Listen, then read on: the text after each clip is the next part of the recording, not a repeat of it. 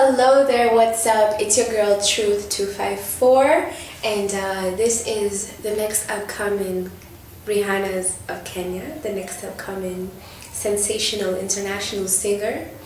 Well, I was born in Eldoret, USA in Gishu to be precise, but I was raised in the United States. My father got a scholarship through a theology department, and so we all went there as a family. And then we came back in 2010. So a lot of people always ask me, Vivian, you're Kenyan, but where do you get your accent from? Where do you get the way you talk, the way you handle yourself? And I always tell them that I guess it's just where I was brought up from. Okay, so now that I got that aside, well, Truth 254, the name Truth it originated from the reason that my music, it's a wave of frequency from me to the people that are listening to it. And it's the truth because these are all incidences, or these are all things that have happened to me, to the people around me, or things that I know that are happening to people, out there. So that's why I chose the name Truth, and it's music that my grandparents can listen to, and music that in the future my small children could listen to. So Truth 254 is a name which resonates from the origin of the message that you guys are listening to, and also just me as a whole being vulnerable. And in a world where people don't want to be open, and in a world where people want to have a facade, where they want to not be them, Truth 254 is actually where I get to be me. So, Black Mona Lisa. Everybody always asks me why. Where did Black Mona Lisa come from? Well, Mona Lisa is a famous painting. Most of us know that Leonardo da Vinci, he's the famous painter. He mounted the famous painting in Paris, France, in a museum. I can't remember the name right now. But yeah, so this famous painting called Mona Lisa is supposed to be an idolized image of beauty, the beauty of a woman. And precisely, Mona Lisa was a white woman, and she had the white features. And so it kind of belittled the black people. The black generation felt as if you don't have thin lips and glossy hair, then you're not beautiful. And that's where Black Mona Lisa evolved from. And so we can take a little bit back with Beyonce's film of Ape Shit. She did it with her husband, Jay-Z.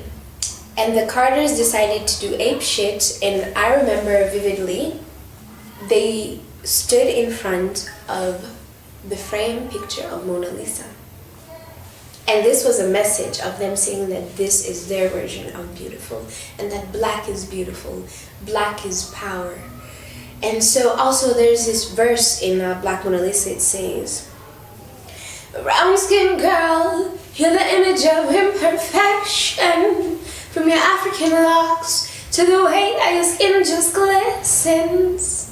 And so those lyrics mean to me that the way that we have dreadlocks, the way that we have kinky hair, the way that we have melanin skin and we shine, we are beautiful in our own way, and beauty comes in so many versions. And so Black Mona Lisa is a movement, it's a message, it's something that I am so passionate about, and I would love for it to hit all the corners of the world, because I feel like as black people, we need to understand that the pressures of society will always try to make us crumble, but we will always rise.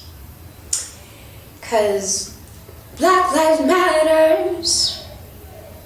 Yeah, so there you go, there it is. There is Truth 254 in her elements. And if I can be precise, when I was making this song, when I was making this song, Black Mona Lisa, I was in a whole nother element. It's a little bit different from my song Rise. Rise is another song that it's one of the songs that I've done with the same producer called producer Paolo. I did it in diaspora. I'm telling you, this guy, he lives like in the regions of the regions, like.